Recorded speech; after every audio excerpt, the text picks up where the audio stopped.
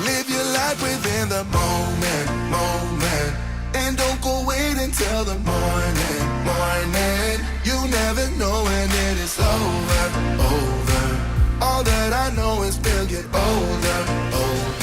So let us dance this night away.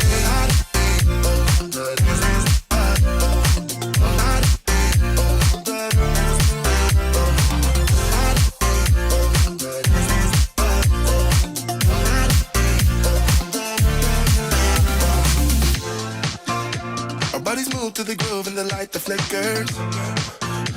We get lost in the crowd, it's getting thicker. We get away from the drinks and chatter. Haven't said a word, but it doesn't matter. Feel the air get thinner. I'm standing in a blurry dream. No one else can see us. Live your life within the moment. And don't go wait until the morning. You never know when it is over. All that I know is we'll get older. So let us dance this night away.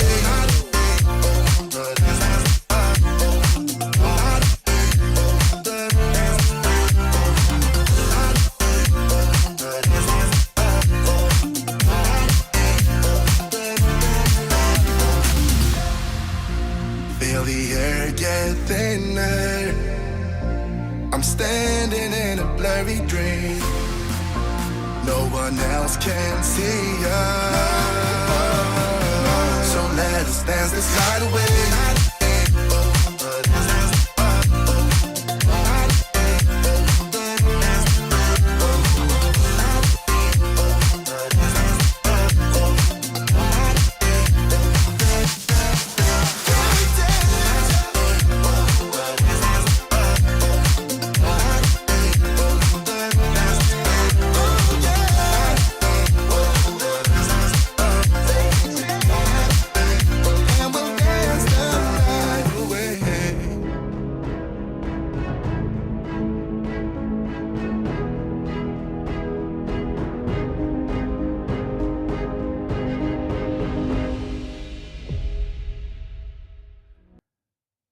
Good evening, good afternoon, or good morning, wherever you're listening from. Welcome back. You've missed us. We're back now, and I've got a new co-host for Be More Super Live. Introduce yourself, my man. Well, hello to everybody that's watching, listening from wherever you are. My name's Dan. I hail from South Yorkshire, and apologies for some of the non-UK based or non-northern based listeners, watchers, voyeurs, as it were, that my accent might get away from me at some point. But if it does, by all means, send me a message and I'll try and repeat it in a phrase that you might understand, Do you know what? The one thing that I was thinking to myself was, after a few weeks, I'm probably going to sound more like you than I do me anyway. We've known each other for many, many years, probably, would you say 23, 24 years? Yeah, 23 years. And obviously, we worked together at Butlins as Redcoats. We can say that on this show. We wasn't allowed to say it on other certain shows for copyright reasons, because we've got a few mates that's also got a podcast. Did you know? Yeah, Mike and Steve, they've got a podcast. I don't know if they're watching, but hello if you are. But yeah, we were Redcoats together back in 1999 and 2000. For all the Americans watching, how would you explain what Butlins is to the Americans, Canadians, or anyone that's not in the UK? Like, you know how some people explain things as like, oh, it's this on acid. It's like Terminator on acid. You know what I mean? Well, ours is like, like Disneyland, but in a crack den. Like a mooted version of it. Oh dear. Families are out there now going, yeah, I think we don't need to be going to Butlins. It sounds like a hoot. But no, but you know what? It's really great to have you on the show as my new co-host. I know we're going to have lots of fun together. We've got so many things planned for the next coming weeks. So this show is going to be every Wednesday, with exception of next week. So my new co-host, as soon as he said, "Yeah, I'd love to do it," what did you message me? I'm already booking time off as of week 2. So soz about that. It's all right. So next week, instead of actually doing it on the Wednesday, a one-off, we're going to do it on the Thursday instead. But again, we want to get you all involved, all the viewers and listeners.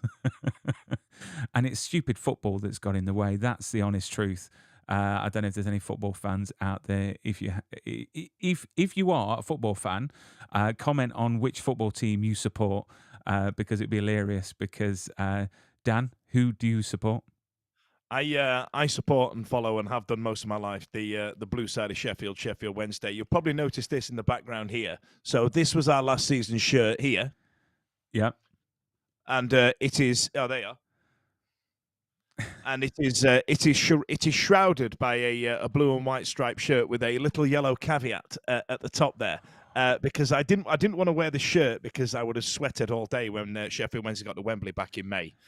So I decided I wanted something loose, but I wanted to have a bit of fun with it. So what I ended up doing was going as dressed as Benoit Blanc from the Glass Onion, from the swimming pool scene there. And, very classy. I felt like the outfit needed a little bit of a flourish, so I went yellow.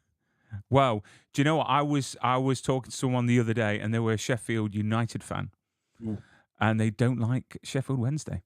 But we've got some fans of Middlesbrough on. Is it Middlesbrough? Yeah. It is. It is Middlesbrough. Thanks for Jordan Rhodes. We gave him 10 million quid, and thanks for that. And then another one, I support the England football team. That's a safe option. And I think she meant to put Wrexham there.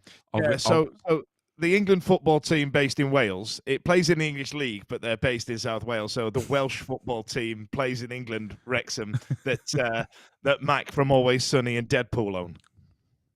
I know. I mean, how lucky are they? Imagine if they took, I don't know, Notts County or something. That would have been good. Oh, we've got our friend watching now, Mr. Steve Jones. Mr. Steve Jones, talking about Welsh. I think he'd have been well happy with Notts County being taken over by them, actually. I think he'd have been all right with that. Yeah. So on this show, we're going to be talking about everything entertainment, as well as other things like football. At the beginning, we've just turned this into a football podcast, which I don't mind, even though I don't watch football. I watch American football, like you know, Dan, and I love American football. So maybe we can get into that once the season gets into the swing of things. And get ready for the Super Bowl. Cannot wait. But let's talk just quickly on some news that has actually hit the press. Today is the day. So the Actors Guild of America are on strike at the moment. So all these shows that are being made, they're all frozen. They're not being shot because all the writers are on strike, and rightly so. It's all to do with residuals. We can get into this in detail another time, but I just wanted to mention it. But the actors that belong to SAG potentially could be going on strike from tonight. So it's midnight in the US, so it's about 7 o'clock in the morning compared to PT time, Pacific time. That means that these actors, if they do go on strike, they can't obviously work. They can't go to Comic Cons. So if they can't go to Comic Cons, that is going to cause so much hassle because there's so many shows in the UK and as well as I should imagine in the US that have got amazing guests lined up and they'll have to cancel. Also, they can't do interviews like on this show, as well as promoting stuff on their own social media because it's classed as publicity, which is crazy. Imagine everything just stopping still, nothing being made. That's genuinely weird. Although, I know I'm 10 minutes into my first show, but I'm now thinking that I don't think many actors would be very unhappy at not signing up for the Comic Cons. You know, when you go to those things, and don't get me wrong, my favorite one that I ever went to was the one in London, which was the Back to the Future one in 2015, and I absolutely loved it. And I met at the time, I paid me 15 quid to go and get a signed photo of Ham from Toy Story by John Ratzenberger. Yeah. And there was just an element of, you know, you're still a relatively big name. Are you okay? Is everything all right at home? You know what I mean? They're kind of like, they get shuffled in and shuffled out. They've got to be out at this point. But I don't think they'll be unhappy at those unless you know, there's a load of 15 quids that they rack up, and you know that well, they make a lot of revenue money. Stream. They make a lot of money. I mean, Norman Reedus, who played Daryl in The Walking Dead, when he was doing the Walker Stalker conventions, he was said to be walking away from a weekend with $250,000. What, in charging people, what, $30-$40 for an interview? Oh, it'd be more than that. It was more, you know, stars now are charging 80 to over £100. Well, you look in America, you've got Chris Evans. He's charging like something like £250 an autograph, and all his autograph is a C and a squiggle. Do you know what I mean? I could do that. Not that I'm not that I'm going to, but yeah, it's crazy. But they're going to lose out on money because obviously, because they're part of the SAG union, which is like equity over here. If they go on strike, they've got to conform to the rules. They won't be able to go to Comic Cons, so they're not going to have any income whatsoever. So that's going to be announced tonight. So tomorrow morning I'll be waking up because I've got quite a few interviews lined up for the rest of the week. So fingers crossed they come to an agreement, because they are talking with the studios. So hopefully they do, because we don't want our media to stop. We had that in the pandemic. We're worrying about things not getting made and us having to watch reruns of the classic shows. But also, I wanted to mention Warrior Nun for all the Warrior Nun fans out there. It's crazy. Literally, I got thousands of messages the other week regarding Simon Barry, Uncle Simon as he's called, that they've renewed it. So it got cancelled, Dan, back about 6 months ago, and it was an uproar. It was Netflix #1 show, and it was the highest rated Netflix show in history on Rotten Tomatoes as well. 100% on both critics and audience. And they cancelled it. So they weren't going to renew it. But it's been renewed, but it's not on Netflix. So we don't know the details on what platform it's going to be on. But we're going to find out in about 33 days, because there's a countdown on warriornun.com with the details. But I'm sure that we'll get a few of the guests on. So you'll have to check out that show, because I'm presuming that you haven't watched it yet. Oh, I can't hear you. Your sound is gone. Yeah. Game over. Oh dear. So why Dan is fixing his audio, we're going to be talking very, very shortly around The Flash, the movie The Flash, as I'll just change my view to my view here. So we're going to be sorting out his mic, and then I think, did I hear something? No, it's all right. It's live. So this is going to happen.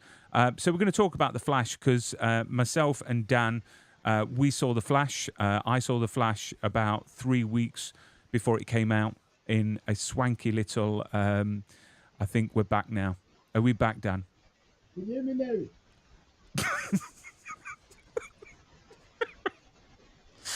You sound like you're talking from your kitchen through to your living room.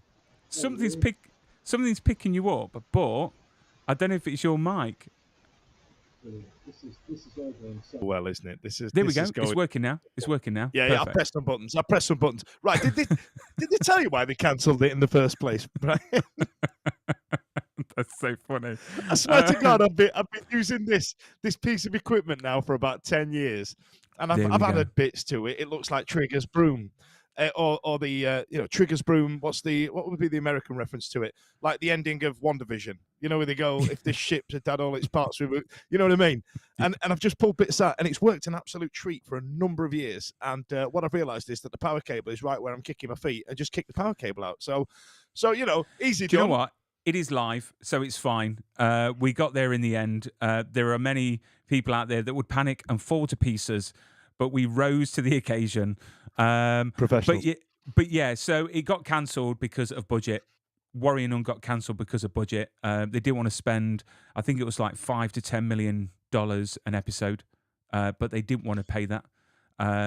So it got cancelled. But now it's been renewed. We don't know what platform. We don't know in what form. Is it going to be a one-off film? Because it left with a cliffhanger. So let's fingers crossed that it gets. I personally want it to go on to Apple TV, because Apple TV produce some amazing shows, and their budgets are massive, because Apple is worth $3 trillion. So they've got the money to spend.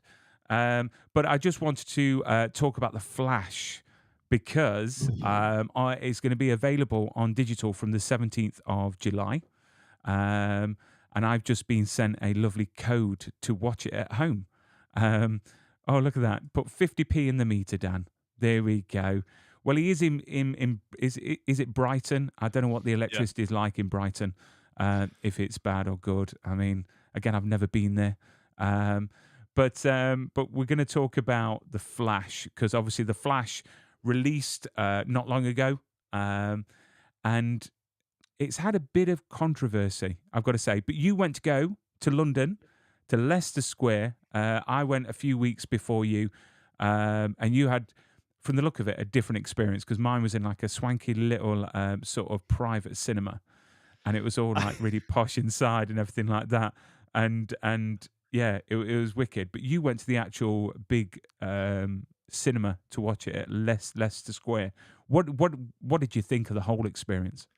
So the experience is weird, right? So I'd never been to anything like that, and I took my I do another show, and I took my podcast colleague Ryan there. So we didn't know what to wear. That was the really interesting thing. We were like, are we going to the actual premiere? What type of premiere is it? And we were at I believe it was called the multimedia premiere, or something to that effect. So what it is essentially a room full of people that do what you and I are doing right now.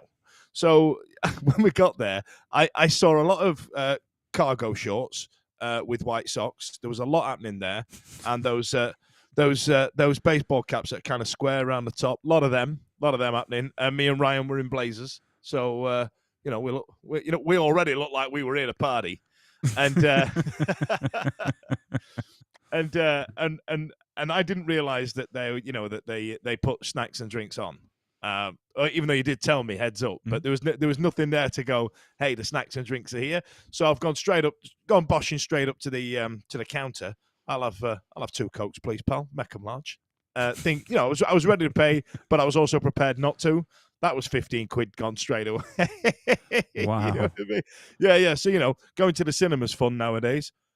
No. And then we got in there, and all the drinks and snacks were already on the chairs. So that was fun. And then they gave us little bags for our phones. Obviously, I think they give them out in primary schools nowadays, Brian. I don't know. I haven't got kids, so I couldn't tell you what these little bags are. So I had to put my phone in the bag. And then a guy came out, and you're at something big, because when a man comes out on a microphone, you know that there's something kicking off here. You know you're having a good time. And the same happened when I went to go and watch The Dark Knight Rises.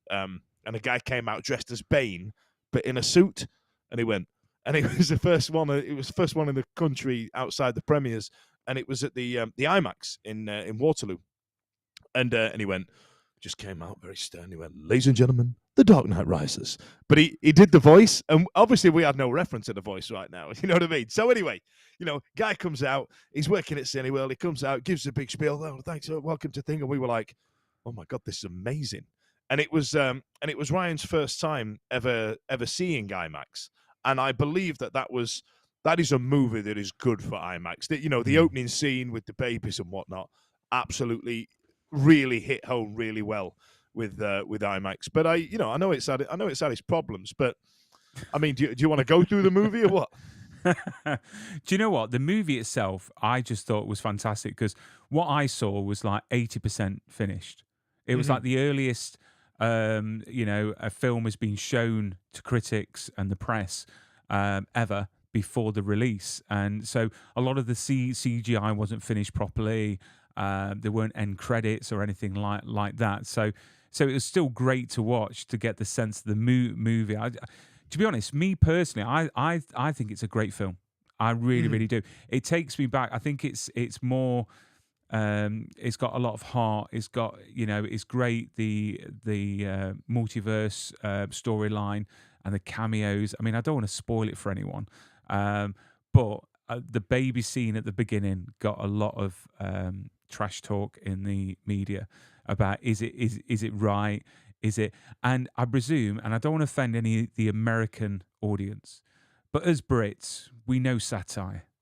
We watch something funny and we don't take it for what it is, if you know what I mean. Like Fawlty Towers, Monty Python, the sketches that they do can be seen as offensive, but they're not. And the start of the film, I mean, what did you think? Because it was hilarious, especially the baby in the microwave. It's really odd, right? Because when you're watching, the best example I can give you is, have you ever watched the Olympics are on, right? In 2012, all of our country was sat watching the Olympics, and you flick through the channels and something had come on like judo, and within 4 minutes you are a judo master. You know all the scoring points. You know how judo works, and you're like, well, he should have tripped him there. That's absolutely poor judo. That is that type of thing, and you start critiquing it. And it's the same with that opening 5 minutes of The Flash, because this guy's superpower is being able to run fast. Now it's not being able to fly, and it's not being able to hover. How is he getting to these things? Like, he's not jumping off anything. I appreciate that you can run that fast. You can run up a vertical wall. I can suspend my belief to that extent. And then, you're going so fast, your moment of inertia will carry you and all the rest of it. But there's bits where he's just flying. Like, and you kind of like, how did you get that, baby? Like, but, once you've suspended your judo belief, I thought it was just a genuinely fun scene. Like, it kind of, I like the way that he set himself up as, what do they call himself? The janitor of the Justice League. I didn't mind it. It was a standout scene for me. I mean, for me, it wasn't about the Flash. For me, right. it was about Keaton, because Michael Keaton has always been my Batman, and to see him on screen the way he was, it's just perfection. Honestly, what did you think? I mean, obviously going back to the originals in '89. What was your first thought when you saw him in that suit again? When I honestly, when I first saw the trailer, it came out Super Bowl night, didn't it? Early February, and you kind of hear rumors, don't you? But you never believe it when you see it. And then when it came out in the trailer and said, "You want to get nuts? Let's get nuts," and you're like, "Yep. This is going to be the greatest movie in the history of cinema of the last 20 odd years." But yeah, there's something about it where you see the old it was the old suit for me, because obviously the suit was headline news back in the day, wasn't it? So you'd move from Batman to Returns to Forever, and the suit changed. Everybody talks about bat nipples, and they talk about how it's changed over the years and things like that. But to have the suit, the original Batman suit, I genuinely thought was like, yep. This is it. This is actual Batman, and you kids are going to show some damn respect to Batman, because that's Batman. Yeah. In the screening I went to, literally, I swear, 2 12-year-olds come in. I mean, obviously, there must have been TikTokers or something, but they sat down, and I thought to myself, you will never understand how epic it is to see Keaton back on screen as Batman, because to them, that's the first time they've probably seen him as Batman. But it was nice to see Ben Affleck as well come back at the beginning. I thought that was pretty awesome. They kind of tease that in, though, don't they? Because obviously Batman's got his full cowl on, and I remember turning to Ryan and going, "Who's Batman?" Because I didn't 100% know, because I was kind of prepared, because it's essentially a multiverse movie. I was kind of prepared for it to be somebody else Mm. at that time. And I don't know why, but I went, oh, it is Ben Affleck. Well done. I think I think the style it was filmed in, he didn't look right. He didn't look like he has looked in the Zack Snyder movies and stuff Mhm. like that. So hopefully, going forward, I mean, well, that's him now. He's finished. He's not Batman anymore. So we'll see. Because obviously Robert in The Batman, which again I thought was an awesome movie. Let's see what comes out of the sequel. But this film has not done that well at the cinema. And I don't know if it's the case of all films not doing that great at the cinema, unless you're in a Tom Cruise movie. All films are doing terrible. So in the news, it's lost over $200 million. Mhm. It's the biggest superhero box office flop. I don't. And I just don't get it. I don't think that's an accident, if I'm honest. And there's two reasons. So you've got to think about. In the UK, we watch movies different to the US. They will just go. In the States, they will go out there. They will go all day. They can watch 2 or 3 a day. It's a collection of people, and that's where they get together, and that's why you see these, as we perceive, god awful videos of people cheering and hollering when Captain America gets his shield back and he says on your left, and whereas we will sit there rather stoic, going, well, yes, well done. Whoa. I will talk about that later on. And then if you marry that with the fact of the expense of going to the cinema and of course the living crisis, blah, blah, blah, blah, blah, and all the rest of it, there is the cinema itself has an issue. It has a genuine problem with what it's like to go to the cinema. So we've had cinemas pop up now that have got lazy boy chairs, for example, but they're still selling bags of Doritos, which absolutely slaughters me. Like, you know what I mean? Hey, what's the noisiest snack we can sell? Yeah, them huge bags of Doritos. Yeah, get them because they make the crunch noise as well. Let's get them in, and they charge you £6 for them or something ridiculous. And then the £6, and then you've got an £8 drink. That listen to me, and I'm gonna get right in now. I'm gonna get right in. You know when your drink is making that noise, it's empty. Stop sucking that straw. There's none left in there. You don't you don't need to keep going. It's gone. It's gone. And so that's why I don't go to the cinema much.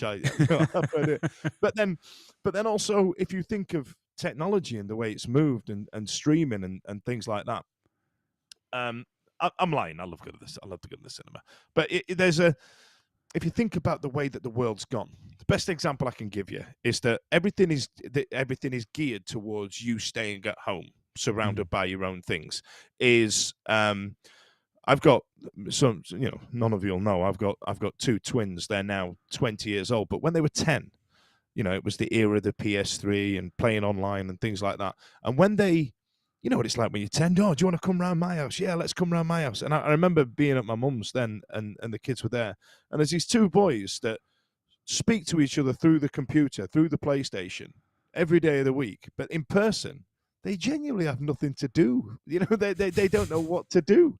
So the appetite of the younger generation has just absolutely gone. And the fact that you can't pay for a visit with essentially what's your pocket money, why would people go to the cinema? But, think about it, Brian, to bring this full circle, when the 1989 Batman movie, you and I were 9, and it was the first ever 12 in the country. So we couldn't go to the pictures to watch it. So you would have to wait to watch it on video.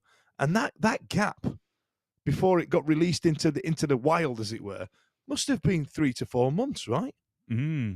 Definitely. It would have been probably longer, because I can remember the release, it being ages. But I think I'm a year older than you, but I can remember going to see it at the cinema.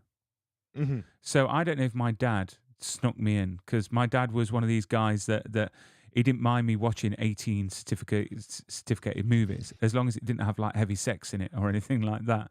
Because heavy.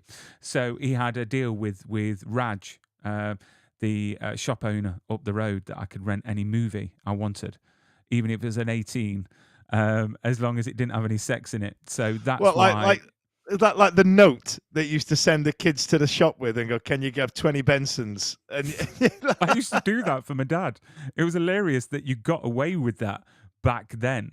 But but obviously this film was plagued because of obviously Ezra Miller, because he's been a naughty boy.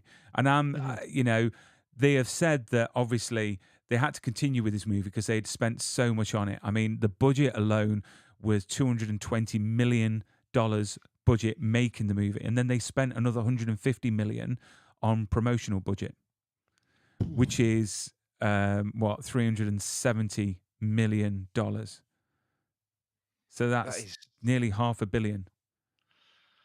God So, Almighty. so when you look at that, you can understand probably why they've lost 200 million.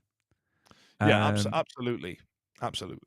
But obviously, Ezra has been very naughty. I mean, do you think that they should have carried on with the movie? Do you think he should get another movie, saying that he's been in the press for all these naughty things?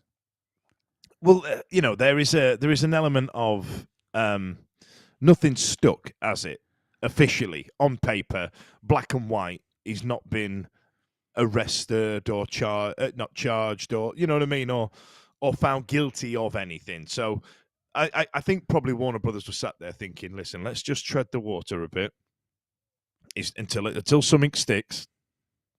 And then I think what we'll find, as soon as this movie starts to slow down somewhat in terms of its release and its streaming, and then going on to the getting out there, then I think then probably we're looking around September time. Then all of a sudden there might be some points where people go, hang on a minute, and then it'll be Ezra Miller unceremoniously dumped from DCEU, and I think we're going to get all that then. I mean, when you said about obviously being arrested, I mean, a rundown, he was arrested and charged with disorderly conduct. He had a restraining order issued against him. He was arrested for allegedly throwing a chair at a woman, charged over alleged burglary. He pleaded guilty to unlawful trespass. I mean, all of these add up. And then apparently he got accused of kidnapping a girl that he had a relationship with over a period of time that he was controlling. He took a phone off her and was controlling her, and she disappeared. Wow. I need to explain the reason I laughed there. I was about to say, until you said that, one of the worst things he did was walk around with no shoes and socks on, and he was the worst thing about this movie. But then you came in with your coercive behaviour and kidnapping, and I'm just laughing away like chuckles. But no, I mean, overall though, I mean, this film is being released on Blu-ray and DVD in September, so it's been brought forwards. Personally, I would love to own a copy of it on 4K. I think it's an awesome movie. And then in July, it's obviously available on digital, and I have got a code that I can watch it at home now. So I'm going to be watching it again, and if they permit me to, I might share it with you as well, sir. And then you can watch it again. Let me ask you something. Yeah. Because I don't want it to be the Dan Fudge interview show. As much as I enjoy it, don't get me wrong. But like this movie's come under a lot of fire for its CGI. Yeah. I didn't particularly mind it, and the bits that they're referring to, without giving too much away, it seemed quite deliberate to have that. Shonky CGI is the wrong term, but that understated CGI that they used. I mean, did that bug you in some way, or do you reckon it's just the internet people kicking off? I mean, the director, Andy Muschietti, even said in the press that the way that the CGI was done on purpose to make it look like you were viewing the film from the Speed Force. So it was a bit wonky. Do you know what I mean? But I didn't mind it. But then again, I haven't seen the final version. You see, I only saw the version that was 80% finished, and believe me, there was wonky scenes. It felt like a school class had put together like a Running Man. And in my head, I've got versions of that. You know the episode of The Simpsons with Poochie the dog, where they just slide the thing up on the screen. Is that the type of thing you were looking at? It was a bit like that. But it made me chuckle every time there was a scene like that. But I appreciated what they were trying to achieve. So I'm looking forward to seeing the final one. But I cannot wait. I cannot wait for it to be released. But I'm looking at the time. We need to get on with the other things that we're talking about. But before we do, a little message from our sponsors.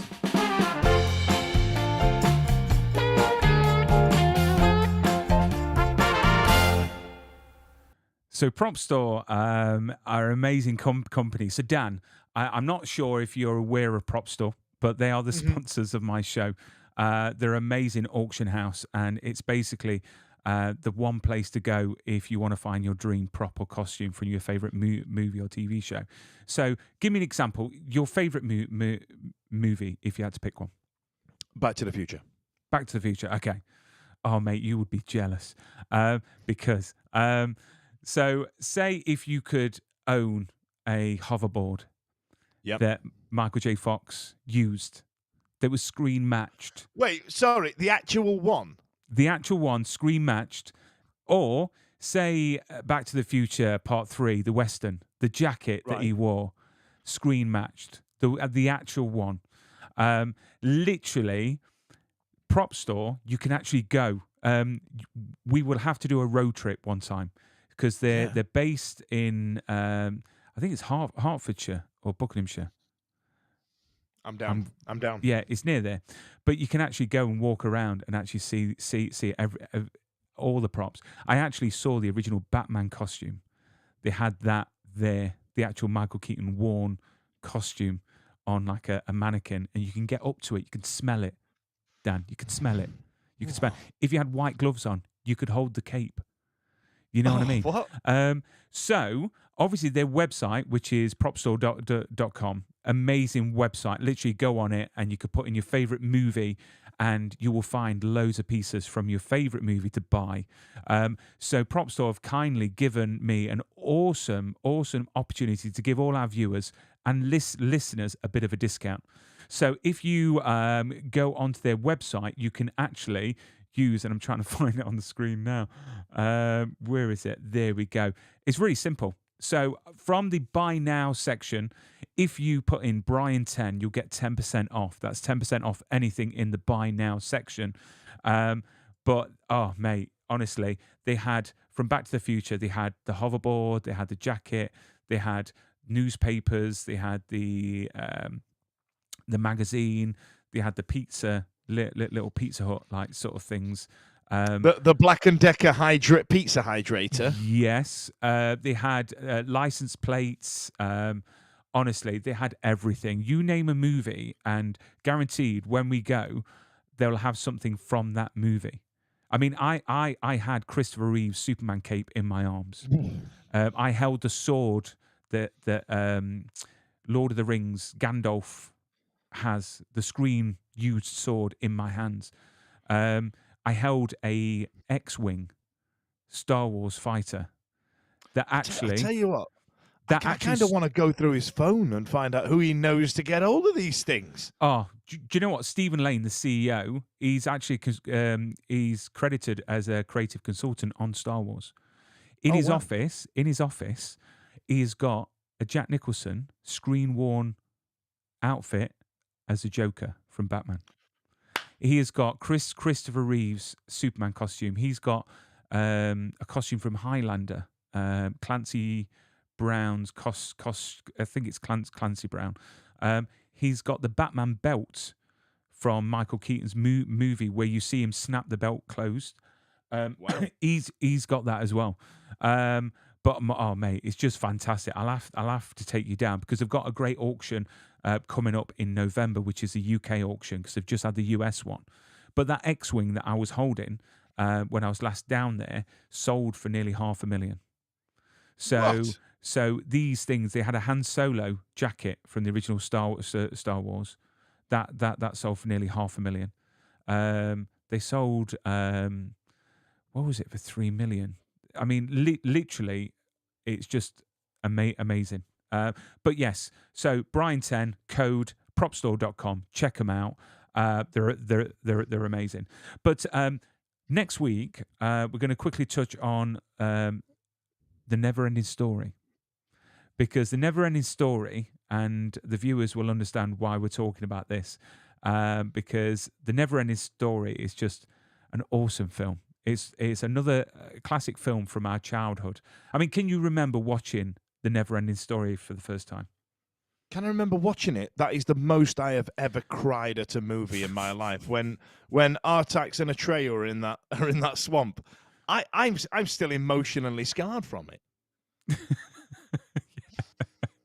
It's one of those films that literally you leave literally broken. You actually leave broken.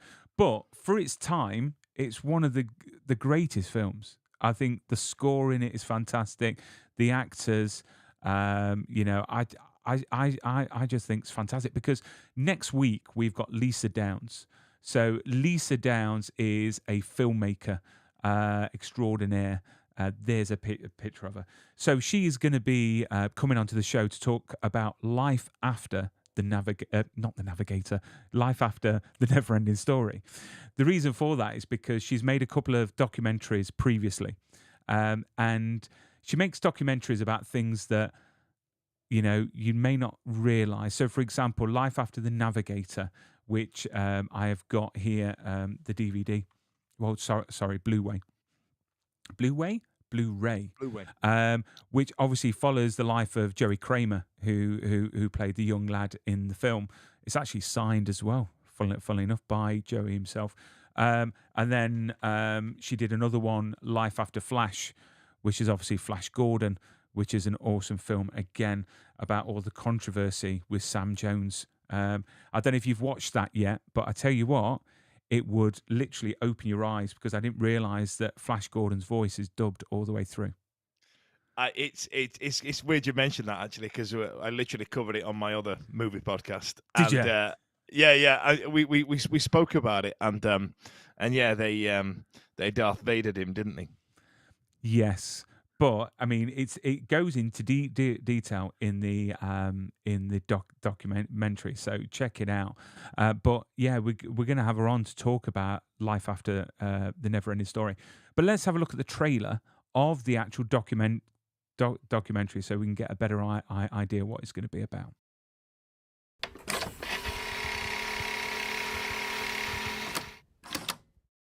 She's so happy about her Never-Ending Story CD. That was Christmas 1999. I always wanted to watch the Never-Ending Story because, first of all, I had the crush on Atreyu. Everybody loves my smile. I fucking hate smiling. It's the funniest shit. Oh, your smile's the best thing of you. Why don't you smile? Well, let me think. So imagine you're 12 and they go, you're gonna star in the new Thor. You fucking freak out, right? Anybody who's wishing to be famous, just wait till you are. The whole Never-Ending Story thing is a weird, bittersweet. It should have been the movie horse, but they had me on some stable horse and he got spooked and he took off and he went to jump the gates and flipped over and landed on top of me and broke 2 of my vertebrae. I thought that was a wrap on me. I had to learn how to walk again. The Empress, one of the most beautiful young women I have ever had the pleasure of working with. When she came on the set, everybody stopped. She was Audrey Hepburn beautiful. I had a really small part and I sat on a bed. I got to see the Swamps of Sadness. The horse. I can't even talk about it now. I tell people I got a fishbowl with dollar bills. Please take one because I know you went to therapy. My contribution, thank you. I have a suspicion Wolfgang wouldn't have cared to really kill the horse. I came from Das Boot, all handheld. Blue screen is another thing. This is going to be the next big thing. When I went to Munich to work with Giorgio, it wasn't all plain sailing. Never-ending story. 1981 is the year that the German alternative movement was founded. Michael Ende was the guru of that movement. I know Michael Ende didn't like the film. He felt personally betrayed by Wolfgang. Wolfgang Petersen is a cinematic genius. As a director, you need to have a huge ego. I've been collecting in the movie prop world now for about 20 years. I'm surprised of all the things from the movie that this would be something that even survived. This is the first time I'm back in Munich since I was 10 years old. Hello. So we are at Dutch Cinematheek in Berlin, where the original Neverending Story archives are. I'm doing the puppet version of the Neverending Story. A rock biter. And I'm Falcor. Leaving so soon? You're looking at 30 years of neglect. It's important, il tema importante è porlo al centro, capisci? La storia essenziale. When I start painting, I enter in the painting, and the painting is telling me what to do. Noah, he's had a lot of trauma from the business. Hi, big boy. If it hadn't had resonated so deeply with people, I wouldn't be doing any of this fucking bullshit. While there's so much hope and imagination and joy in the film, at its heart, there's a very real fear of the world turning dark. The Neverending Story is like a timeless tale about human nature. I think it is a movie about growing up. It's a fantasy, but it's heart. About using your imagination. It's still got all the elements of a fairy story now. It's a part of our childhood. So many of us as children of the 80s, it just remains a part of our lives. It's just stood the test of time because it's like a yin and yang. It's a well-stacked light and dark sandwich. For your mind and body and spirit, what up? But that's another story. Thank you so much.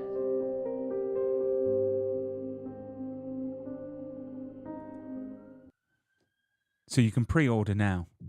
If you visit their website, you'll also get a crew badge. So that's a crew badge for Life After the Navigator. Why is it not going focus? And that is the one for The Flash. But it looks interesting, doesn't it? I mean, stuff like that fascinates me. Fascinating. Yeah. I'd love to know Atreyu's story of how he's ended up like that. And I kind of like the story of the childlike princess as well, about how that actress and how her life turned out. Because as she says in that trailer there, the unfolding of, the actual, what is it, screen time that she gets is quite minimal, but she's on the poster. She's the entire precipice of the entire movie. I'm actually excited about that. In fact, I do want to go and watch a Neverending Story right now. Cry your eyes out. I think you might need a bit more wine. But no, I'm really looking forward to it because, I can remember Noah, the guy that you saw. He was in an old film called Trolls. Do you remember that film? And it's just an awesome film from the 80s. I think it's a bit like Critters.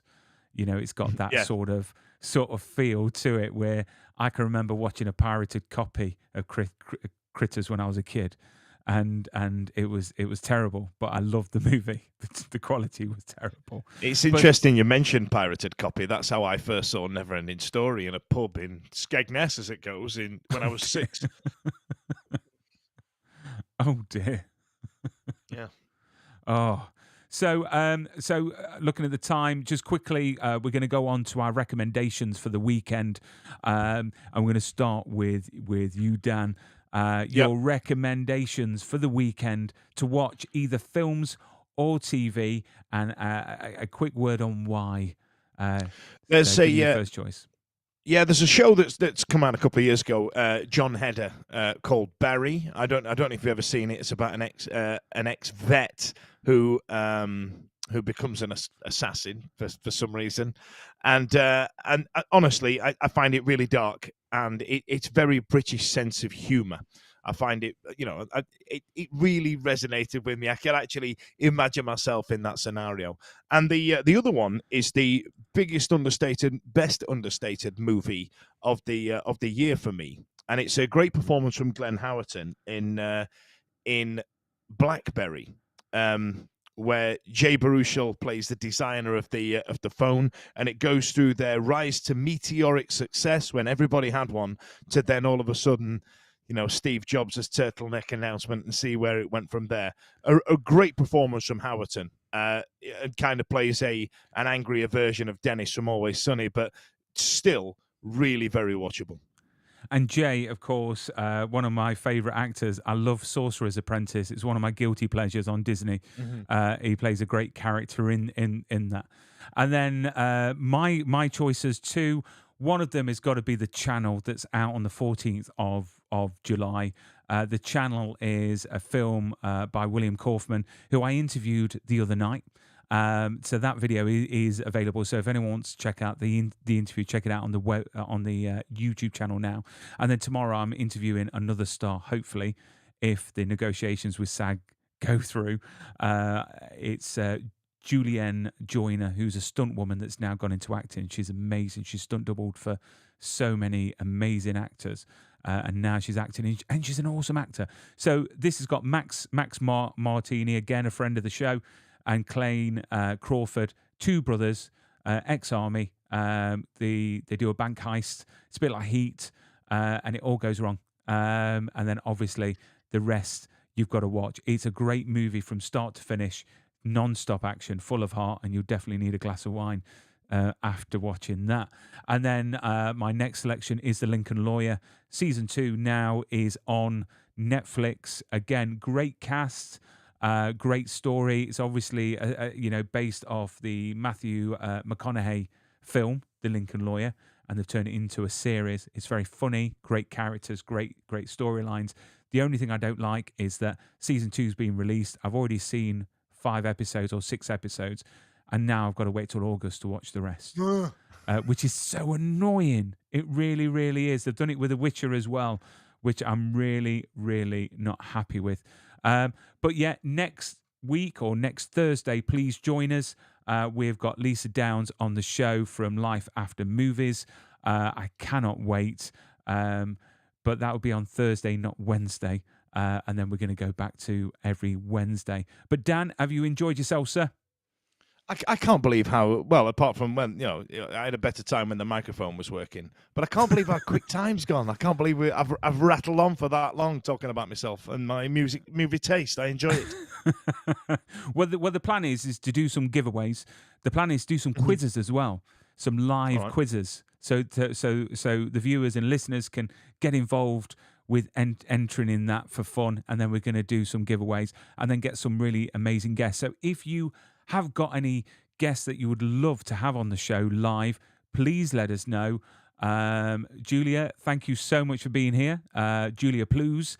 But let us know, and we'll try and get them on the show live, and we can grill them about their life and their career. But Dan, look after yourself, keep safe, stay super, and all that jazz. Cheers, and boss. we'll see you next week.